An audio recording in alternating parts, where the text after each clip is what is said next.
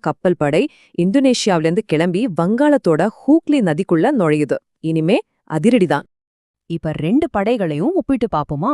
பேப்பர்ல பாத்தீங்கன்னா டச்சுக்காரங்க தான் ரொம்ப ஸ்ட்ராங்கா இருந்தாங்க. அவங்க கிட்ட கிட்டத்தட்ட 1500 வீரர்கள், முக்கியமா 7 போர்க்கப்பல்கள் இருந்துச்சு. பிரிட்டிஷ் கிட்டயோ வெறும் 3 கப்பல் தான். பிரிட்டிஷ் தளபதி ராபர்ட் கிளைவ்க்கு இது எவ்வளவு பெரிய ஆபத்துன்னு நல்லாவே புரிஞ்சது. ஆனா ராபர்ட் கிளைவ் சும்மா இல்ல, அவர் ஒரு மாஸ்டர் ஸ்ட்ராட்டஜிஸ்ட். ஒரு நிமிஷம் கூட யோசிக்கல. டக்குன்னு கர்னல் ஃபோர்ட் தலைமையில ஒரு படைய அனுப்பி டச்சு படைய தடுத்து நிறுத்த ரெடியானார். யாரு முதல்ல தாக்குறாங்களோ அவங்களுக்கு தான் வெற்றின்னு அவருக்கு தெரியும். இப்போ இந்த கார்ப்பரேட் யுத்தத்தோட கிளைமேக்ஸ்க்கு வந்தாச்சு. நவம்பர் மாசத்துல நடந்த 2 நாள் வங்காளத்தோட தலையெழுத்தையே மாத்தி எழுத போகுது. முதல்ல நவம்பர் 24ஆம் தேதி ஹோக்லி நதியில ஒரு பயங்கரமான கடற்போர் நடக்குது. எல்லாருமே டச்சுக்காரங்க ஜெயிப்பாங்கன்னு நினைச்சாங்க.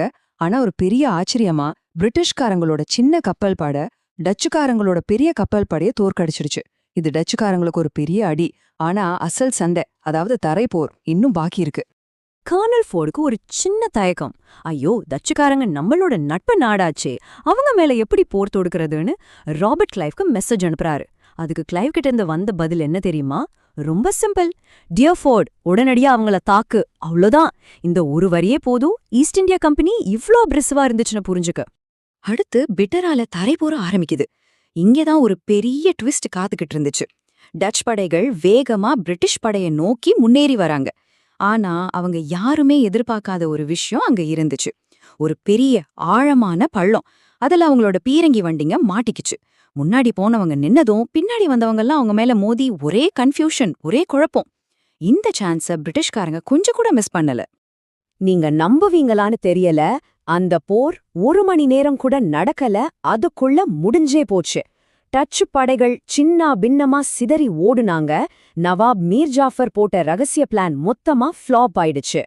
16 ஜஸ்ட் 16 இது என்ன நம்பர் தெரியுமா? ஆயிரக்கணக்கான டச் வீரர்கள்ல போர்க்களத்திலிருந்து தப்பிச்சு போனவங்களோட எண்ணிக்கை.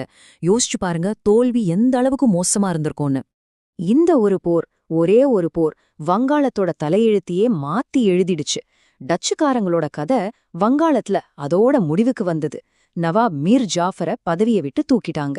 இதுக்கப்புறம் வங்காளத்துல பிரிட்டிஷ் ஈஸ்ட் இந்தியா கம்பெனியை எதிர்த்து கேள்வி கேட்க கூட ஆள் இல்லாம போயிடுச்சு. இதெல்லாம் நம்மள ஒரு முக்கியமான கேள்விக்கு கூட்டிட்டு வருது. யோசிச்சு பாருங்க, இந்த சின்சுரா போருங்கிறது நாட்டுக்காகவோ தேசத்துக்காகவோ நடந்த போர் கிடையாது. இது முழுக்க முழுக்க லாபம், மார்க்கெட் ஷேர், ஒரு கம்பெனியோட பேராசைக்காக நடந்த போர். அப்போ இதை நாம உலகின் முதல் உண்மையான கார்ப்பரேட் போர்னு சொல்லலாமா? ஒருவேளை இது ஒரு புது விதமான போரோட ஆரம்பமா இருந்திருக்குமோ? என்ன நினைக்கிறீங்க?